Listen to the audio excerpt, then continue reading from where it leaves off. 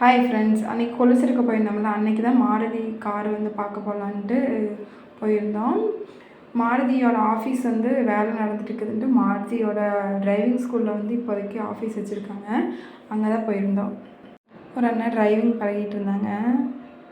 Game மாதிரி தான் நட்டுக்குது. அப்படியே அந்த ஸ்க்ரீனில் பார்த்துட்டு அப்படியே அவங்க ஓட்டுறாங்க.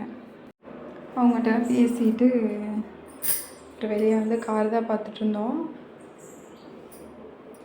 இந்த ஆஃபீஸ் ஃபஸ்ட்டு முன்னாடி ரோட்டு மேலே தான் இருந்துருக்குது. முன்னாடியே பார்த்துட்டு வந்தோம், இல்லை கிடைக்கவே இல்லையா. அப்புறம் சரி காணோன்ட்டு முன்னாடி ஒரு அண்ணா உட்காந்துருந்தாங்க. அவங்ககிட்ட கேட்டதுக்கு ஆஃபீஸ் வந்து டிரைவிங் ஸ்கூலுக்கு தான் போட்டிருக்காங்க, போய் பாருங்கள் அப்படின்னு சொல்லி சொன்னாங்க. அப்புறம் தான் உள்ளே வந்தோம்.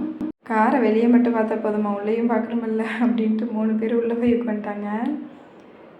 வெளியே விட்டால் இப்போயே வண்டியை ஓட்டிகிட்டு போயிடுவானாட்டுக்குது. முன்னாடி சீட் மட்டும் பார்த்தா போதுமா, பின்னாடி சீட்டு பார்க்குற மாதிரிலான்ட்டு அவங்க அப்பாவும் தீக்குது பின்னாடியும் போய் பார்க்குறக்க ஆரம்பிச்சிட்டாங்க.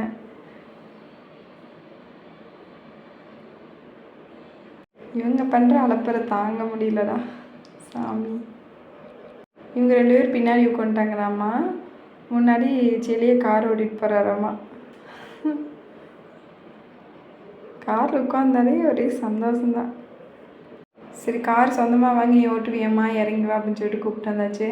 சந்தக மரம் வாங்கலான்ட்டு தான் வந்தோம்.